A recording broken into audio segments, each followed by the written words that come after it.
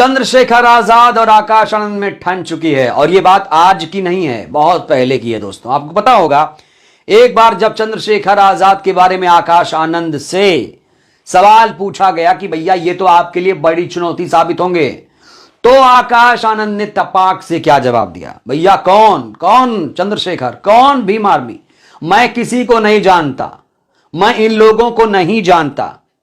लेकिन दोस्तों वही आकाश आनंद कौन जानता था कि आज बीएसपी सुप्रीमो के उत्तराधिकारी बन जाएंगे, और उनके उत्तराधिकारी बनते ही तमाम लोग अपनी अपनी भड़ास निकाल रहे हैं, तमाम लोग परिवारवाद पर ज्ञान दे रहे हैं। वो मुलायम के बेटे अखिलेश जी पर ज्ञान नहीं दे रहे हैं, वो लालू जी के बेटे हैं तेजस्वी जी, उन पर ज्ञान नहीं दे रहे हैं, राजनाथ के बेटे पर ज्ञान नहीं दे रहे हैं, वो अमित शाह के बेटे पर जो क्रिकेट में एक मजबूत पद पर बैठे हैं उन पर ज्ञान नहीं दे रहे हैं, वो सोनिया गांधी जी के बेटे राहुल गांधी पर ज्ञान नहीं दे रहे हैं। लेकिन अभी मायावती जी ने आकाश आनंद को सिर्फ उत्तराधिकारी घोषित किया, इतने में लोग चिढ़ गए हैं, बुरी तरीके से चिढ़ गए हैं। मीडिया में इसको लेकर हाय तौबा मची है कि भैया ये तो परिवारवाद है, ये तो मायावती जी ने बसपा का बेड़ा गर्क कर दिया। तमाम लोग तरह तरह के ज्ञान दे रहे हैं। अब नया ज्ञान आया है चंद्रशेखर आजाद की तरफ से। यह जो ट्वीट है दोस्तों परिवारवाद को लेकर है। चंद्रशेखर आजाद को भी परिवारवाद की चिंता सता रही है। चंद्रशेखर आजाद ने यहां पर बड़ा ही सेफ गेम खेलने की कोशिश की है। कैसे? वो इसलिए क्योंकि चंद्रशेखर आजाद ने जो ट्वीट किया है वो अपने मन से नहीं किया है, अपने दिमाग से नहीं किया है। एक बहुत पुराना बयान है बीएसपी सुप्रीमो जी का, उस बयान को अपलोड करके बीएसपी सुप्रीमो ने जो कुछ कहा है उसे हिंदी में हूबहू लिख दिया है। तो क्या कहा था मायावती जी ने, परिवारवाद को लेकर कभी क्या कहा था, उसको आज चंद्रशेखर ने ट्वीट किया है। जाहिर तौर पर आकाश आनंद जो एक युवा नेता हैं, उनके उत्तराधिकारी बनने के बाद चंद्रशेखर भी कहीं ना कहीं परिवारवाद पर सवाल खड़े कर रहे हैं। अब देखिए क्या लिखा है। इन्होंने लिखा है, मान्यवर कांशीराम जी ने जब बीएसपी पार्टी की नींव 14 अप्रैल 1984 को रखी थी तो उन्होंने फैसला किया था कि यदि मुझे निस्वार्थ भाव से राजनीति में कुछ करना है तो अपने परिवार और रिश्ते नातों को राजनीति से दूर रखना होगा। इसी प्रकार मैंने भी मान्यवर कांशीराम जी के जीवन से प्रेरणा लेकर यह फैसला लिया कि जब तक मैं जिंदा रहूंगी, राजनीति करती रहूंगी, तब तक मैं अपने रिश्ते नाते भाई बहनों को राजनीति से दूर रखूंगी।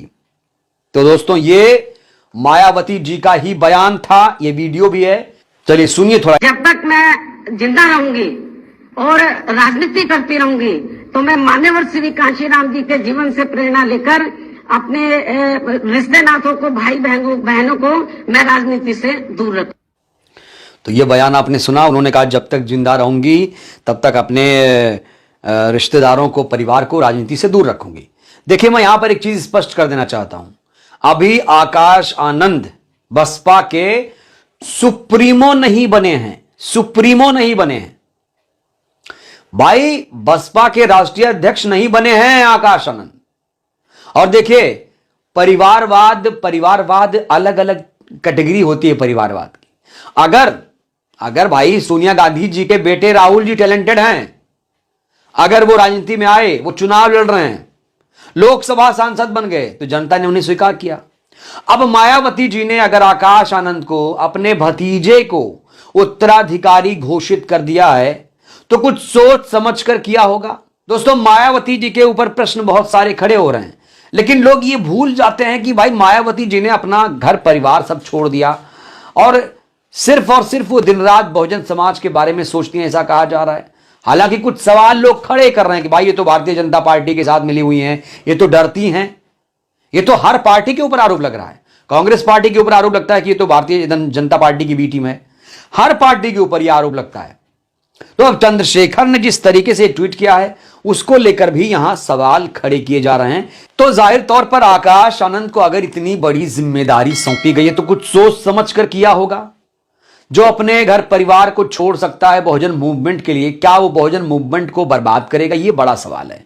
क्या मायावती जी बहुजन मूवमेंट को खराब करेंगी? भाई मुझे तो नहीं लगता कि मायावती जी बहुजन मूवमेंट को कमजोर करेंगी। कुछ विरोधी जो हैं उनके, वो सवाल खड़े करेंगे।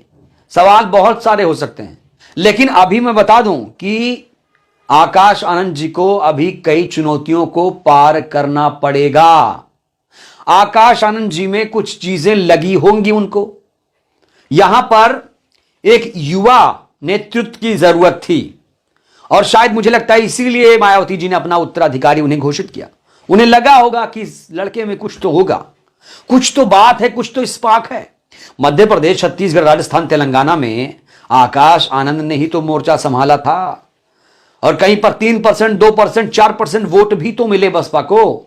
राष्ट्रीय पार्टी का दर्जा बरकरार भी है। तो बहन जी ने बहुत कम रैलियां की थी।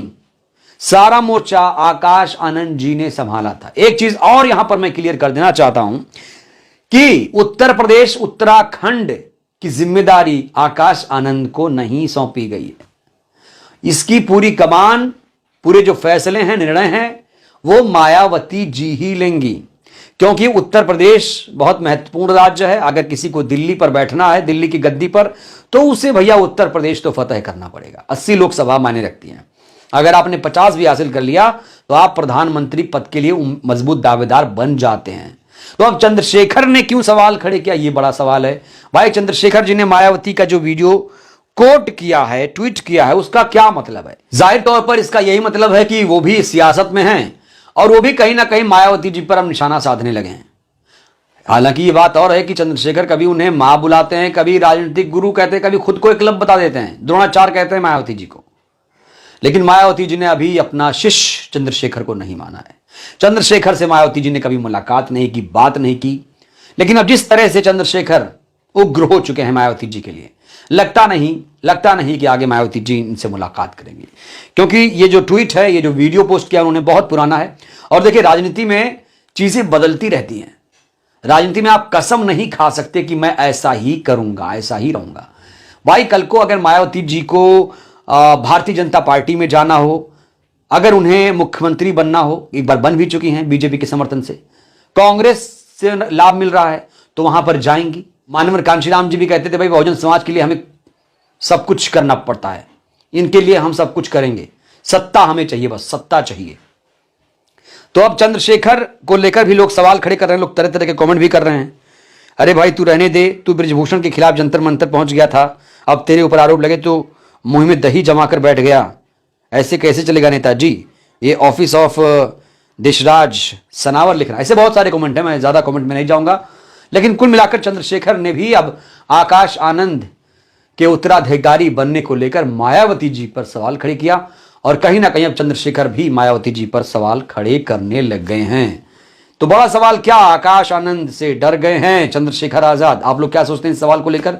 और आकाश आनंद उत्तराधिकारी के रूप में आप लोगों को कैसे लगे? क्या वो सक्षम हैं? क्या ये परिवारवाद है? इस पर अपनी टिप्पणी आप लोग